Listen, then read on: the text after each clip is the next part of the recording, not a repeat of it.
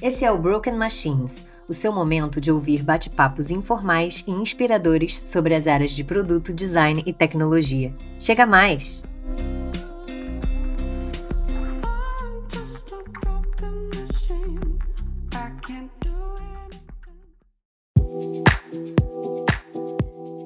Fala pessoal, tudo bom? E aí, tudo bem? Tudo bom, Felipe? Tudo ótimo, prontos para mais um episódio. E eu confesso que eu tava com saudade já desse quadro, hein? Esse quadro é muito bom, né? Esse quadro tem várias dicas bacanas e eu acho que ele serve para um estudo também, bem legal, bem legal. Foi o primeiro que a gente gravou, né? Eu gosto muito de falar de conceitos. Sim, e a gente tá, um pouco mais para frente, a gente tá esperando fazer uns cortes também, para conseguir sintetizar um pouco mais, porque a gente sabe que a galera tem uma certa pressa aí, pouco tempo para ouvir. Isso. A gente já tá fazendo no Instagram uns slidezinhos, né, com o quadro conceito explicado ali em forma de passos curtos ali para explicar os conceitos dos episódios que a gente já lançou. Siga lá @broken.machines no Instagram e já confere, mas a ideia é que a gente comece a postar cortes também. A gente sabe que o conteúdo é extenso, tem assuntos que é difícil falar pouco, né? Sim. Então a gente faz cortes para quem tem menos tempo aí de ouvir. A gente tem recebido esses pedidos e vai rolar. Então voltamos com o conceito aqui para dar continuidade, né? Na verdade vai ser uma continuidade cronológica, né, aos episódios anteriores. A gente começou falando de Golden Circle, depois fomos para os 3 horizontes, Vision Tree, e aí falamos um pouquinho sobre como o design se enquadra aí nesse cenário estratégico, né? A gente estava tudo numa camada estratégica, e agora que essa parte já está bem esclarecida, né? Ou não, né? Não sei. Se não tiver bem esclarecida, por favor, mandem dúvidas. Fechando essa parte mais estratégica, a gente começa a entrar um pouquinho mais no tático e no operacional, né? Um pouco de como desdobrar isso, como resolver isso dentro aí. dos famosos OKRs, né? Quando a gente constrói ali a Vision Tree, né, que foi o episódio 5, já é onde nascem os OKRs. Então a gente automaticamente começa definindo os objetivos, que são os objetivos de negócio, a partir deles, quais são as métricas esperadas e quais os experimentos que vão ser realizados para tentar atingir essas métricas. E é aí que o buraco começa a ficar mais embaixo, né? Porque começa a envolver mais gente, tem que estar tudo muito bem alinhado, muito bem executado. E aí eu acho que, sei lá, eu diria que os OKRs é o que amarra tudo isso, né? Eu acho que a coisa meio que ela chega num final, né? Ela parte para a execução, pensando por essa forma. É o meio final aí da Vision Tree, na verdade, explicado mais detalhadamente. Então, vamos que vamos.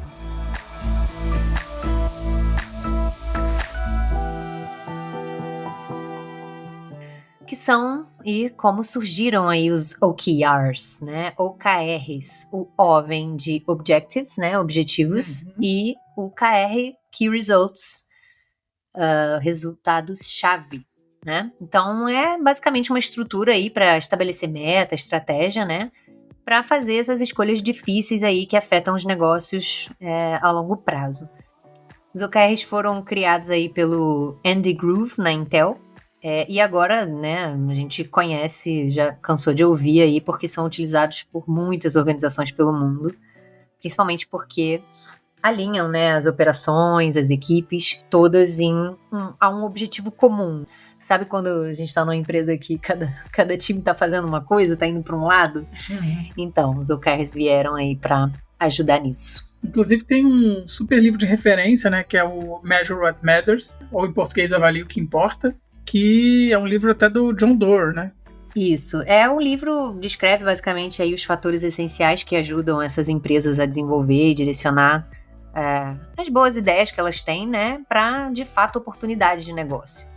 E eles falam aí sempre sobre ter 3 conceitos, né, importantes, né, que é ter clareza, transparência e responsabilidade, né? Isso aí. Isso é importante para tirar as ideias do papel. E aí, só fazendo um momento curiosidade, né, o Doerr, que foi esse rapaz que escreveu o livro, ele foi... Você sabia disso, Felipe? Que ele foi nomeado para aconselhar o Obama sobre como consertar a crise econômica em 2009? Não lembro. Talvez eu soubesse quando eu li o livro, né? Talvez eu tivesse tido essa informação quando eu li o livro, mas eu realmente achei não sabia. super interessante. É um cara que realmente entende de negócio aí. E ele foi um dos indivíduos mais ricos, né, na área de tecnologia, considerado pela Forbes em 2017. E já investiu no Slack, na Amazon, em várias outras empresas. Então, é super relevante aí no assunto.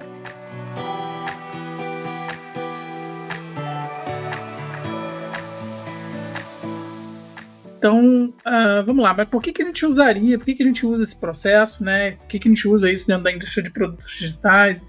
Tem uma frase que ele fala no livro, né, que as ideias são fáceis, a execução é que é tudo, né? E essa frase, ela define um pouco essa realidade do mercado de tecnologia que a gente estava falando, né? Não basta ter uma boa ideia, mas tem que saber executar, e o OKR veio para isso.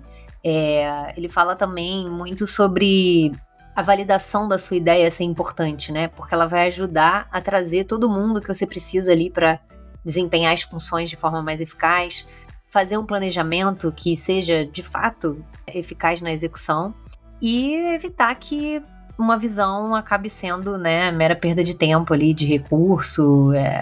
A gente precisa ter métricas, né? As métricas que são usadas nos OKRs servem justamente para a gente não ficar trabalhando ali em cima de uma coisa que não tem futuro. E ele inclusive cita casos, né, bem-sucedidos de aplicação, né, dos OKRs em empresas grandes como Google, Intel, e é super importante também, né, eu acredito, para gerar uma cultura de produto, né, onde o foco é de fato resolver o problema e não fazer entregas sem valor ali, né, olhar para o outcome de uma maneira estruturada, de uma maneira mais rica. Eu acho que o processo em si ajuda a entender, né, essa diferença entre output e outcome, onde de fato há valor. Então é importante implementar os OKRs para implementar esse mindset também na empresa, eu diria. E você acaba criando esse valor em cima de metas claras, né? E ricas, isso, como é que eu posso dizer? Eu acho que isso traz muito da comunicação, inclusive, né, dentro da empresa. Quando a empresa não tem meta, né, uma sentença de morte, né? Não tem métrica, não sabe se está crescendo, se está ganhando, se está perdendo, sim, né? E você ainda por cima perde o engajamento ali, a motivação das pessoas, porque elas não sabem se o que elas estão fazendo realmente está trazendo algum resultado. Então, é uma forma aí bem interessante de trazer isso também. Mas, porém, entretanto, né? Todavia. Temos vários problemas disso e como as empresas normalmente pegam essas metodologias, esses frameworks e utilizam de forma estranha, digamos assim. Eu ia até te perguntar, né? Quantas empresas a gente já trabalhou que de fato faz o by the book ali, o OKR, porque toda empresa que você entra fala, não, a gente tem OKR, mas quantas realmente fazem by the book de forma correta? Olha, eu vou te dizer que é difícil mensurar, porque uma das coisas que eu, pelo menos, gosto muito de utilizar quando eu começo uma aplicação de OKRs em empresas, né? Hoje eu tenho trabalhado bastante com isso, é começar pelo próprio TED Talk do John Doerr, né? Que ele dá umas dicas muito claras ali a respeito de alguns cuidados e coisas que a gente deve pensar na hora de trabalhar. Então, por exemplo, um caso que eu acho que acontece bastante é você acabar cruzando isso ou usando desses indicadores como um principal motivo de avaliação de performance. Que é horrível isso. Muito errado. Você tem que tomar muito cuidado com isso, né? Porque senão você não está sendo direcionado por objetivos e key results no final. Você está uma empresa muito orientada só a meta, resultado, e pouco olhando para o que realmente aquilo ali entrega de forma aprendizado, de forma... Exatamente, né? A própria construção do processo é aberta para ter o espaço do erro, né? De você experimentar alguma coisa, né? Entender, aprender com aquilo e evoluir o produto. Então, quando você avalia a performance de um funcionário com essas metas, você está desestimulando, eu diria, essa pessoa. Porque você acaba fechando muito espaço para o erro, né? Você acaba exatamente. fechando muito espaço para inovação, né? Uhum. Então, para experimentação, então fica muito complicado. Eu acho que faz parte dentro de um conjunto, mas com bastante cuidado, com bastante carinho. A gente vai falar mais para frente sobre os maiores erros aí que as empresas cometem usando os OKRs e vai dar dicas no final, Mas vamos começar falando sobre como funciona, né? Ou deveria funcionar de fato o processo primeiro. Primeiro fazendo aquele disclaimer que a gente sempre faz, que isso não é também, eu acho que é uma leitura do livro, é uma utilização das metodologias, mas cabe a interpretação.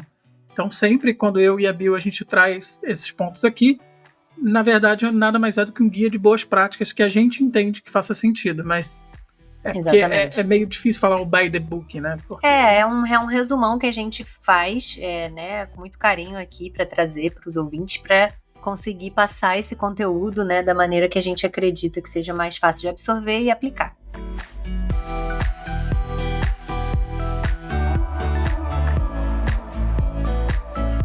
Então vamos lá, primeiro ponto eu acho que é definir os ciclos que você vai aplicar, né? Então... Exatamente, o primeiro passo do processo, né, que a gente está falando de OKRs, é definir os ciclos. Então pode ser semestral, trimestral, acho que tem empresa até que faz mensal, né? Isso fala muito com o episódio que a gente falou de Vision Tree. Porque Vision Tree, normalmente quando você define uma visão, você vai definir essa visão por ano. Tá? Minimamente, 1 ano. Mas quando você vai falar dos indicadores de negócio, você pode usar esses primeiros indicadores, esses primeiros objetivos para falar da visão de 6 meses ali, do que você quer atingir em 6 meses. Ou em 3 meses, ou em 1 mês até. Sim. Né? Acho que normalmente é semestre. Ruim, porque eu já tive experiências com trimestral e semestral. O problema de trimestral é que você aumenta muito a quantidade de trabalho, de esforço. E aí os ciclos de mudança eles se tornam muito curtos, né? E você tem que comunicar tudo. Só a parte da comunicação já dá trabalho, né? Então, ciclos um pouco maiores são mais interessantes. Eu também prefiro semestral. A gente está fazendo semestral na Broken, né? E aí, então, vou dar um exemplo aqui. Vamos começar com um exemplo aí de uma empresa de food delivery, né? Uma empresa que faz delivery de comida, por exemplo. E essa empresa, ela faz ciclos trimestrais, ok? Então, e essa definição foi feita, o primeiro passo foi. E aí, o segundo passo seria definir os objetivos de negócio e seus resultados-chave, ou seja, quais são as métricas ali que vão definir o sucesso daquele objetivo. Então, nesse exemplo de empresa de delivery, né, vamos supor que um dos objetivos de negócio seja aumentar a presença no mercado latino-americano. Então, eles já têm ali uma presença em países latino-americanos, mas querem aumentar essa presença. E aí, eles precisam de uma métrica para dizer que eles alcançaram esse objetivo. E essa métrica é o KPI, né? Que é o Key Performance Indicator. Então, o KPI de negócio vai ser o quê? O que poderia ser para aumentar a presença no mercado? Por exemplo, aumentar, sei lá, em X o número de clientes. Exatamente. Então, se eles conseguirem aumentar o número de clientes para X, a gente vai saber que, de fato, aumentou a presença no mercado latino-americano. X clientes, né, desses países. Beleza, então o segundo passo foi definir o objetivo de negócio e o resultado-chave. A partir desse objetivo de negócio, a gente vai para o passo 3, que vai ser definir os objetivos dos times, né, das áreas ali, a partir daqueles objetivos e seus resultados-chave também. Então, nesse mesmo exemplo, para esse objetivo de negócio de aumentar a presença no mercado latino-americano, qual seria, por exemplo, um objetivo da área de produto? Melhorar a maneira com que os clientes pagam por suas refeições.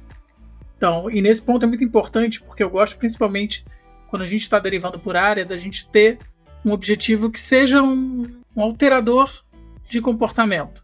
Porque eu acho que isso faz total sentido. E mais para frente a gente até fala mais sobre porquê.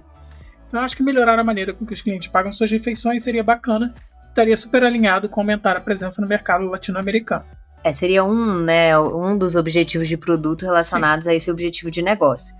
E aí, esse objetivo de produto também precisa ter um KPI, também precisa ter uma forma de medir o sucesso, né? Que poderia ser, tipo, aumentar em X% a conversão do checkout. Porque isso indicaria, né, traria total conexão com o objetivo que a gente falou, com o objetivo anterior. Exatamente. Só tem que tomar cuidado nesse momento aí, porque as pessoas tendem, né, na hora de escrever o KPI de produto, ou de marketing, ou de design, em já colocar qual é a solução, né, inserida na escrita. Então, por exemplo, você poderia pensar que o KPI de produto, nesse caso, seria integrar as 3 principais formas de pagamento locais, né? Isso melhoraria ali a maneira com que os clientes pagam. Só que aí você já está dando a resposta, você já está dizendo para o time o que ele vai ter que fazer. Ele vai ter que integrar formas de pagamento.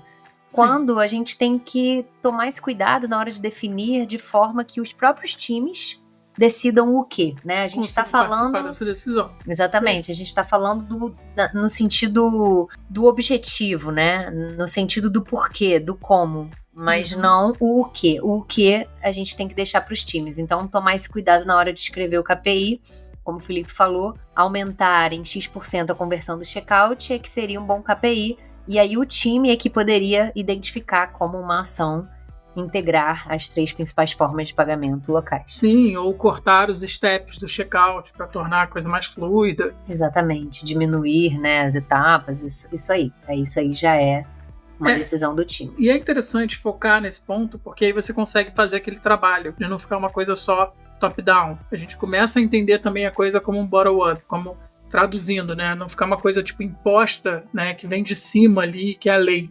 Mas sim, a gente trabalha muitas camadas com o pessoal operacional, com o pessoal tático, para poder O Doer fala muito isso no livro, né? Sobre você incluir todo mundo.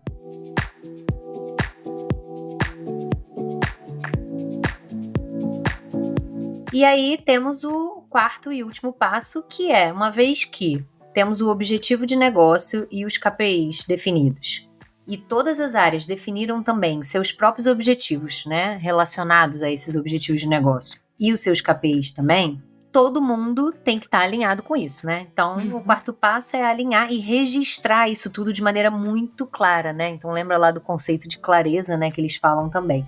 E isso significa incluir nesse momento de registrar tudo e alinhar as memórias de cálculo.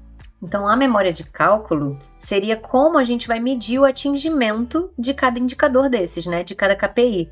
Então, cada KPI vai ter um jeito de calcular. Nesse exemplo que o Felipe deu, ele entendeu que quando ele atingir X clientes, ele vai considerar 33% de atingimento do indicador. Quando ele atingir Y clientes, 66% e assim por diante, até alcançar 100%, certo? Isso aí. Então, é isso. Esse 4º passo é muito importante para a gente, lá na frente, lembrar como que tudo foi resolvido, como que tudo foi decidido e poder atualizar aí ao longo do ciclo o atingimento dos resultados.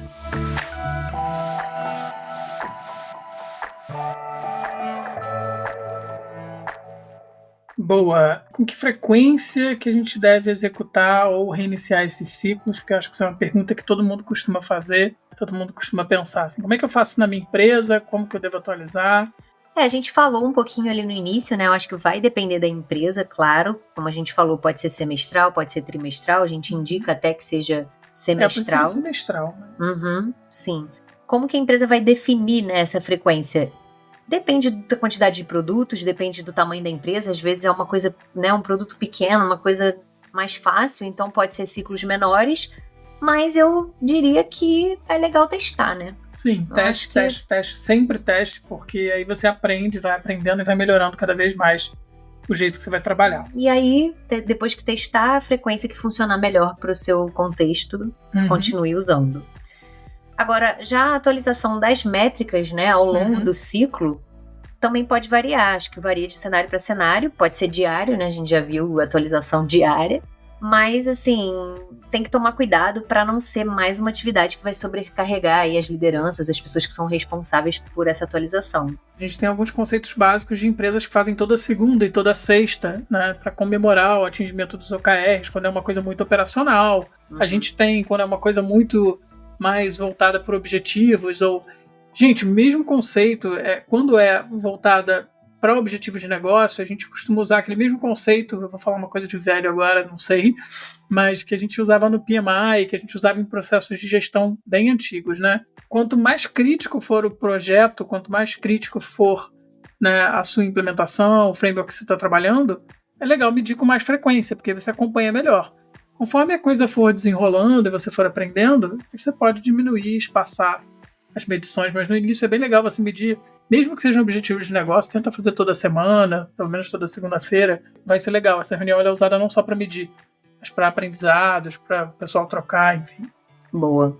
Resumindo, eu acho que, mais uma vez, testa, né? Testa e vê o que funciona melhor.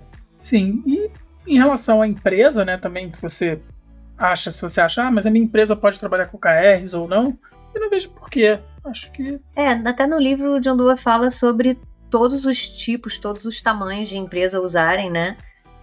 O único cuidado, assim, também que eu digo por experiência própria é para que não seja um processo muito burocrático quando a empresa é muito pequena. Porque realmente, quando a empresa é maior, tem todo um ritual para a coisa ser feita e Sim. tudo bem, porque a empresa é maior e você pode se dar ao luxo de parar tudo para conseguir planejar isso. Mas quando a empresa é muito pequenininha, né? No exemplo, na Broken, quando a gente foi fazer a Vision Tree para Broken Machines, a gente pulou os objetivos das áreas, porque a gente não tem ainda, né, uma empresa grande o suficiente para ter esse passo de objetivo da área. A gente foi do objetivo de negócio direto ali para as nossas hipóteses. Então, é só tomar esse cuidado para a coisa não ficar muito burocrática. Mas sim, serve para qualquer tamanho de empresa. Uhum. E aí, claro, dependendo de como você for fazer e do tamanho da sua empresa, você vai criar essas etapas, né? Onde você vai brainstormar as coisas junto com o time. E aí, dependendo dessas etapas, você vai incluir ou não um determinado fórum. Então, se a gente está falando de uma empresa já de 100 funcionários para cima, acredito que você, quando você vai usando o modelo de Vision Tree, usando o modelo de 3 horizontes, é interessante que você comece ali no primeiro momento, principalmente definindo a visão e os objetivos de companhia, que você envolva os heads, que você envolva os C-levels, que você envolva os diretores. E aí, uma vez que você tiver isso determinado, você começa a derivar isso nos objetivos dos times. Aí sim, você começa a envolver as pessoas que estão mais na camada tática, mais na camada operacional. As lideranças, né, de produto, design, tecnologia de cada time. Isso aí, mas é interessante você participar também as pessoas nesse processo de criação, principalmente quando a gente fala do que vai ser entregue, do que vai ser trabalhado. Quando chega na parte do que, né, que é quando a gente já tá falando dos experimentos, aí os times, né, a camada operacional já vai participar bastante. Sim. Eu acho que o processo em si mesmo dos OKRs, né, ele é feito para isso. Eles falam muito também sobre você tomar essas decisões de forma que garanta que todo mundo, desde a alta administração ali até os funcionários mais júniores, estejam participando. Então, isso é legal.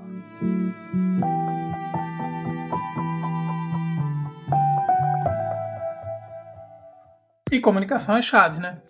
Como todos os processos, todos os episódios de conceito, a gente chega nesse ponto que é crucial. Eles falam sobre isso no livro também, né? A comunicação é o que drive ali o sucesso da organização. E aí que a gente começa a puxar aqueles conceitos que ele fala de clareza, transparência e responsabilidade. Exatamente. As pessoas, elas precisam encontrar sentido, né, nos papéis, no que elas estão fazendo.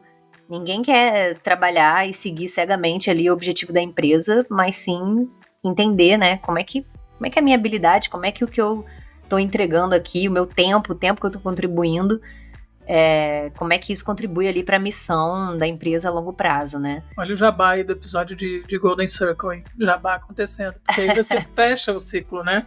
Exatamente. E assim, nesse ponto, né, falando sobre a questão da responsabilidade, é interessante citar aqui a responsabilidade das lideranças, né? Elas que vão ajudar isso tudo a acontecer, né? Se amarrar ali. Então, fazendo gancho aqui já com o episódio de carreiras que a gente fala também sobre responsabilidade de liderança. E aí, né, para ajudar a comunicar, existem ferramentas. A gente sabe que o processo não é ferramenta, mas as ferramentas vêm depois do entendimento do processo para ajudar a coisa a acontecer. Então, tem ferramentas que são específicas para isso, né? Para você imputar ali os OKRs, né? Os OKRs. Por exemplo, a Culture Rocks. Exatamente. A Culture Rocks já são ferramentas que automaticamente calculam as porcentagens ali de atingimento que a gente estava falando. Pode usar o Monday também. Monday, legal. Isso. Mas tem formas simples, né? Mais simples e acessíveis, né? O Notion mesmo tem um template de roadmap que você consegue colocar lá e automaticamente ele calcula também, né, a porcentagem. Mas como qualquer processo, a gente sempre fala isso, pode ser feito até de forma manual, né, pode ser feito no Miro, pode ser feito... Parede, né? Como post-it, exatamente, não querendo... O importante é você manter tudo super atualizado ali, super faça sentido para todo mundo e comunique de forma clara, que as pessoas consigam acessar, né, para visualizar, estimar, trabalhar durante os ciclos e, inclusive, ou até mesmo, apertar o botão vermelho se for o caso. Olha, não estou conseguindo fazer, tem uma coisa que não estou conseguindo entregar, acho que isso não faz sentido. Isso é legal, né? Porque quando ele tá bem visível ali na cara, as pessoas conseguem também ter esse senso de urgência de, pô, isso aqui deu ruim e... Então, é bem, bem importante mesmo.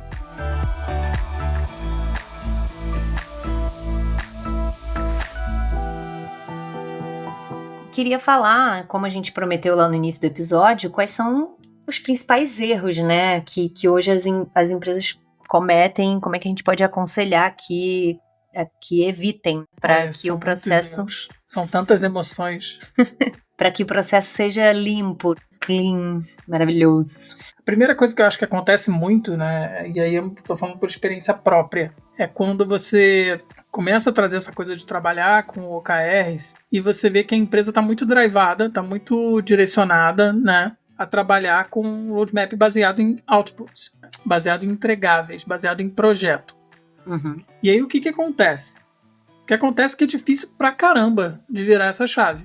Porque as pessoas estão acostumadas a receber coisas.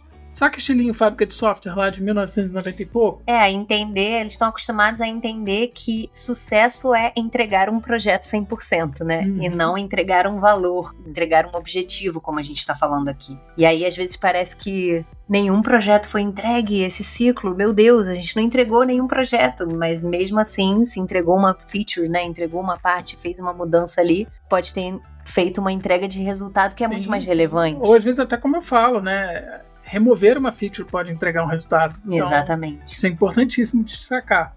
Não necessariamente entregar features vai te levar ao sucesso, entregar projetos vai te levar ao sucesso.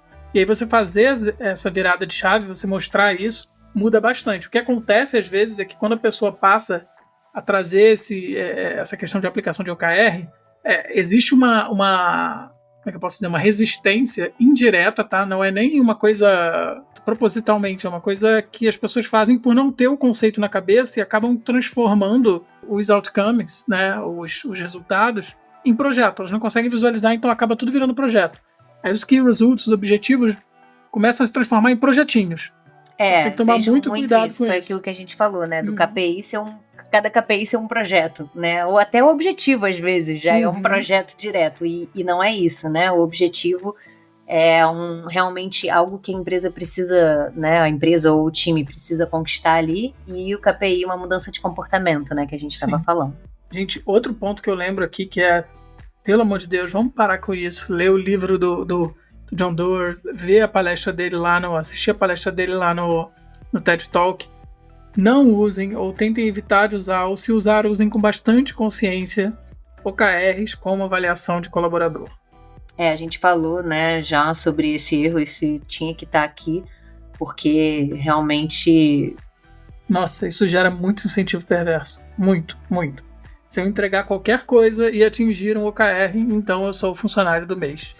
E aí quando o time vai definir ali os objetivos, eles acabam botando objetivos super fáceis e super, né? Então, beleza. Então, se eu for avaliado por isso, eu nunca vou colocar uma meta, né, agressiva ali, né? Desafiadora, né? Desafiadora, pra realmente me tirar ali da zona de conforto e conquistar realmente alguma coisa legal. Não, eu vou colocar qualquer coisa que eu consiga atingir 100% para sair lindo lá no final. E isso é um erro grave, porque normalmente o que acontece? No primeiro ciclo, as pessoas que estão responsáveis pela dinâmica, os C-levels ou, enfim, por quem está querendo trabalhar com OKR, costuma adotar, agora eu vou conseguir avaliar o colaborador. E aí na primeira vez que roda, o primeiro ciclo da dinâmica, começa a entender, fulano não atingiu, Beltrano não atingiu. Já no segundo ciclo, os colaboradores começam o quê? A se ligar. Se ligar. E aí você tem tudo pro seu incentivo perverso. O cara colocar uma coisa muito fácil ali e tirar o crachazinho, a fotinho de funcionário do mês, sem entregar nada que seja realmente efetivo pra coisa acontecer. Que hackeia a empresa, né? Hackeia a empresa. Tem muito por aí, tá? E fora aquilo que a gente falou também, né, de eliminar um pouco a questão do espaço para erro, né, e para inovação. Isso aí. Tem também a questão, a gente falou agora de apertar o botão vermelho, né, às vezes, mas tem empresa também que faz muito isso. Durante o ciclo, o tempo todo, não, esse objetivo aqui não tá mais fazendo sentido, vamos mudar. Não, esse resultado aqui, a gente não vai conseguir atingir, então vamos mudar. Então, ficar mudando muito o que foi definido no início daquele ciclo também não é legal, né, durante o processo. Isso aí. O ideal é que, assim, acho que a maior dica aqui é usem OKRs para aprendizado. Para aprender com aquilo. Para entender, poxa, por que será que eu coloquei aquele KPI? Por que será que eu defini aquele objetivo? O que eu queria resolver? E deixa a coisa rolar, deixa a coisa fluir. Não vai acertar na primeira, às vezes não vai acertar na segunda, talvez na terceira acerte ou fique melhor, porque é complicado. E o principal é ter aquela sensação de que você parou de entregar projeto e sim tá entregando valor, tá entregando mudança, né? Mas Sim. até você conseguir atingir isso, realmente tem que... O que eu gosto de fazer muito em todos os processos que eu faço é no final de cada processo, cada framework, post-mortem. É uma dinâmica que a gente faz para tentar aprender, tirar o aprendizado daquele período. Então façam isso, dinâmicas que entreguem aprendizado para vocês, tipo retrospectiva, e eu acho que isso é super bacana. Muito relevante. O que mais que é um erro cometido?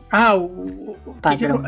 Tem um que é clássico, né? Até o John Doerr coloca no livro, que é o efeito em cascata. Então, o que acontece? Até um ponto do livro, ele vai desdobrando, vai explicando os OKRs, e aí chega numa página, tem um passo lá qualquer, eu não vou lembrar a página especificamente falando, tá? Mas que ele demonstra uma árvore que vai desdobrando. Então eu tenho objetivo e KPI, tá? E aí o nível que está abaixo daquele objetivo e KPI, ele pega aquele KPI e transforma no objetivo dele. Ele entende que o objetivo da área, né, o objetivo do time é o KPI do nível acima. Isso aí, é o indicador do... E não é isso, gente, não façam isso. Só que as pessoas, elas só leem até essa parte no livro. Isso já gerou discussões com amigos meus, com pessoas que estão trabalhando comigo na área. Se você continuar lendo o livro até nesse passo, você vai ver que depois ele fala que essa experiência no Google deu muito trabalho para eles. Porque o que acontece? Quando você vai cascateando as coisas, dado uma mudança de um KR, de um objetivo lá de cima, você começa a ter um efeito cascata. Tem que mudar do cara de baixo, que muda do cara de baixo, que muda do cara de baixo, que muda do cara de baixo. Gente, a manutenção disso é um inferno na Terra. Então... não faça. Não faça. Que mais? Acho que metas também muito agressivas ou inviáveis, tipo, também não é legal, assim. Tem que sair um pouquinho da zona de conforto, como eu falei, né? Sim. Não pode ser algo, isso aqui é ridículo, num dia eu resolvo e tchananã 100%. Mas também não pode ser algo impossível de atingir. Vale lembrar nesse caso que, por exemplo, é interessante você botar como KPI uma coisa que você realmente tenha capacity ou que vai trabalhar. Então não adianta você pegar, por exemplo, eu coloco um objetivo de diversidade no meu time. E aí, durante o semestre, quando eu estou planejando os desenvolvimentos ou as coisas que eu estou trocando com o meu time ali para o operacional, eu não tenho nada ou não tenho nenhum ponto que eu consiga trabalhar em relação àquele objetivo. Então não adianta, porque você está fadado a falhar. Ou então você vai medir alguma coisa que alguém está entregando, mas não é você, porque você não vai entregar nada. Porque às vezes o que precisa ser entregue não é nem da sua área, né? Sim. É de outra área. Então... E aí você fica como coadjuvante ali, torcendo pela entrega do indicador do outro. O que mais? A questão de peso, né? De definir peso para cada KPI que você coloca dentro de um objetivo. E aí vamos entrar na questão do gosto e experiências. Eu não gosto muito de utilizar a questão do peso. Por quê? Porque eu acho que a própria agressividade de cada KPI, ela já vai direcionar você em relação ao que você precisa atingir. O peso é o seguinte aqui, gente, só para deixar claro. Vamos supor que eu divido aí, eu tenho 3 objetivos de negócio. E aí eu atribuo pesos a eles. Ou seja, esse objetivo de negócio é mais importante que esse outro. Então eu vou dizer que ele tem um peso, né? E o peso dos 3 tem que somar 100, né? O 100%. Então você pode fazer isso com os objetivos ou com os KPIs. Mas a gente, né, por experiência, não acha muito legal. Porque você pode ter uma contradição aí, né? Imagina que você, por exemplo, você tem 2 KPIs aí, um voltado para NPS, tô dando um exemplo aqui, tá? Muito por alto. Um voltado para NPS e um voltado para churn. Só que o seu número, né, o seu atingimento que você precisa atingir no churn é muito menos agressivo e o que você precisa atingir no NPS é muito mais agressivo. Então, por mais que você defina, o peso do meu churn vai ser maior e o peso do meu NPS vai ser menor, talvez o esforço que você vai estar fazendo para sair de um número para outro no NPS e o esforço que você vai estar fazendo para sair de um número para outro no churn já vão falar um pouco pelo que você, ou como que você vai trabalhar aquilo ali dentro do ciclo. Perfeito.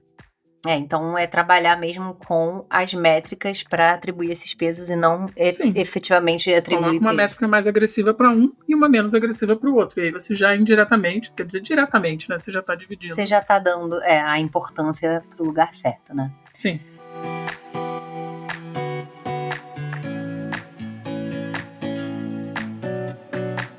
E para fechar, então, vamos fechar aqui com dicas, né, boas práticas, as melhores práticas aí. A gente falou aqui de alguns erros, mas acho legal também a gente dar dicas aí para boas práticas de uso.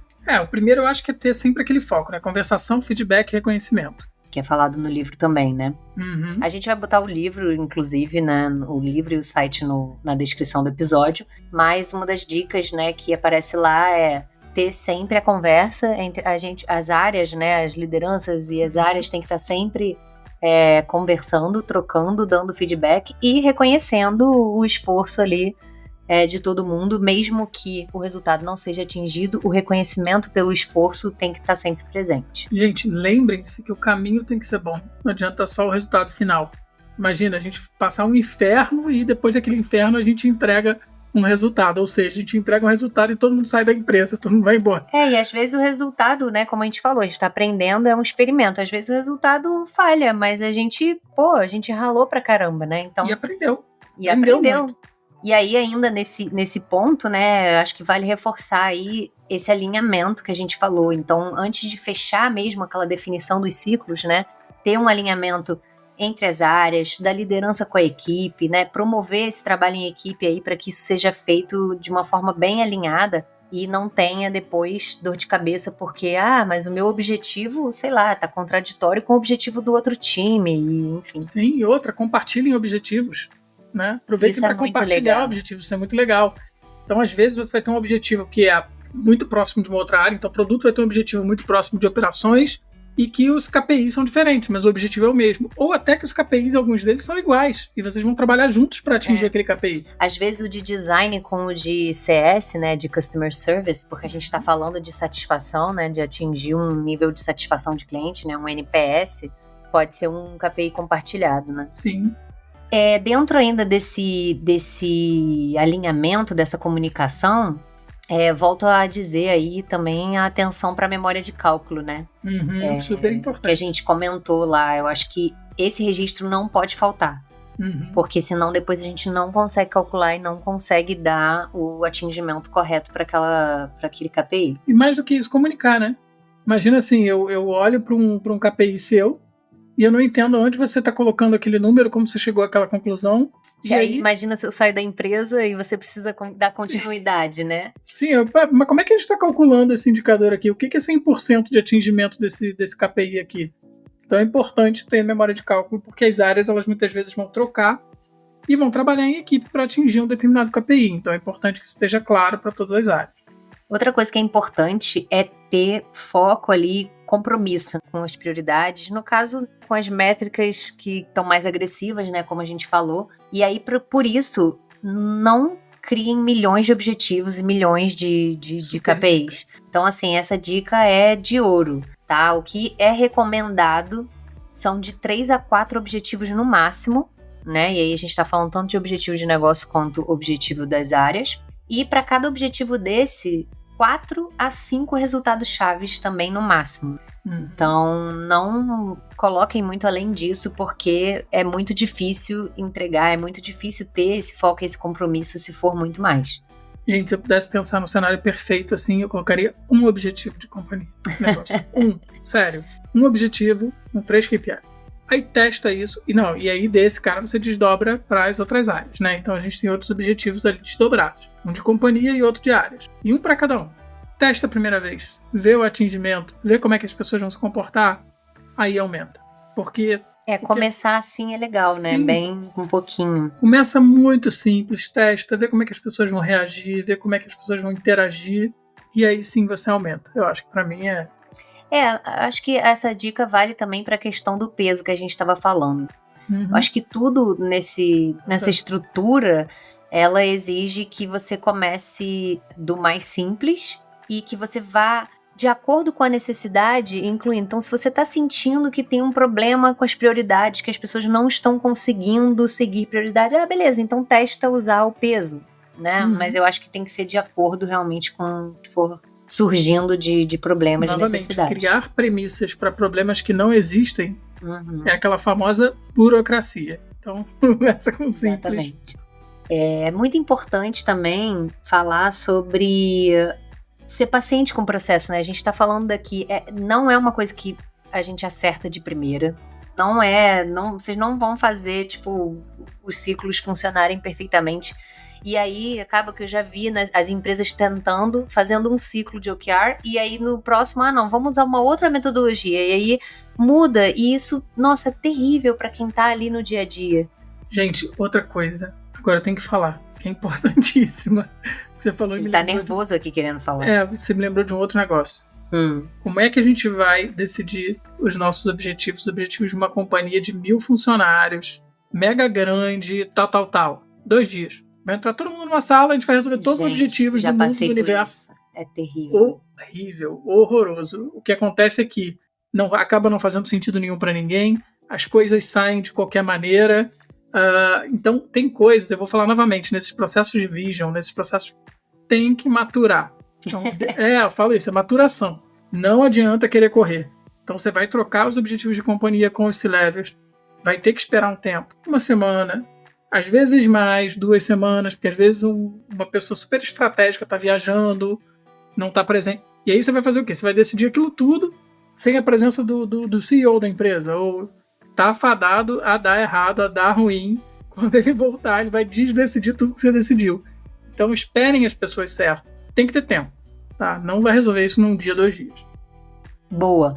Teve um outro também que a gente falou meio en passant, mas acho válido trazer aqui de novo, que é o lance de alterar comportamentos, né?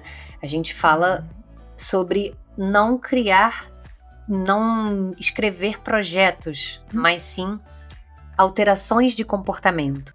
Por exemplo, imagina que a gente tem lá a empresa A, tem como objetivo ali de companhia a melhor experiência para os clientes ABC.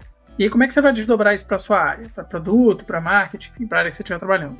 Uma das formas de você desdobrar isso que é bacana, que é legal para você atingir, é entregar, por exemplo, mais autonomia para aqueles clientes A, B e C. Porque o que acontece? Quando você desdobra alterando esse comportamento para atingir esse objetivo de companhia, você não está entregando projetos, você está deixando os projetos, os outputs, nas mãos do pessoal, do time que é mais operacional, que é mais tático. Então, acho que isso fala muito mais, isso é super importante para não travar o trabalho do time, ao ser pensante ali, né, que está dentro da camada operacional e tático.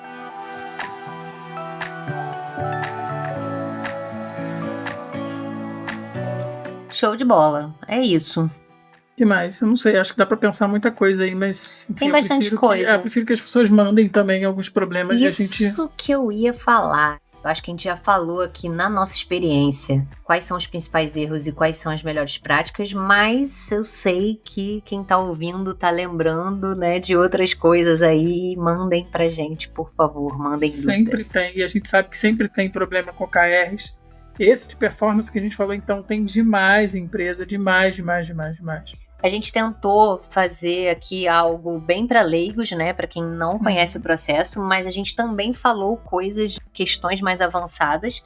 A gente tenta nivelar ali para o conhecimento de todo mundo que está ouvindo, mas se você é super leigo e tem uma dúvida super boba, pode mandar. E se você já é mais avançado e quer ouvir mais detalhes sobre como destravar alguma questão ali bem esquisita que aconteceu durante o seu processo, manda pra gente também e a gente conversa. E lembrem-se que os dois aqui, tanto a Bill quanto eu, temos horários lá no ADP List. Isso, podem marcar. Então, se quiserem marcar uma mentoria, falar sobre o tema, ouvir o podcast, acho bacana, queria aprender um pouquinho mais, super à disposição, tanto eu quanto a Bill, claro, dentro dos horários que estão lá. Fechou então? Fechou o que acho que a gente trouxe o que pôde, mas o que não ficou tão claro vai vir. Só perguntar pra gente também. De dúvidas, beleza? Valeu, gente. É isso, beijinhos. Tchau, tchau. Até a próxima.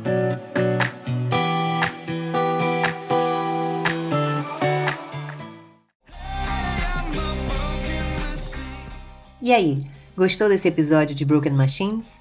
Então não deixe de curtir, compartilhar com seus amigos e comentar. O que mais o inspirou nesse papo? Tem dúvidas, sugestões ou pedidos de temas para debatermos? É só mandar pra gente. Você também pode nos seguir no Instagram, @broken.machines, para mais conteúdo sobre os temas. Lançamos novos episódios de aproximadamente 1 hora quinzenalmente. Até o próximo!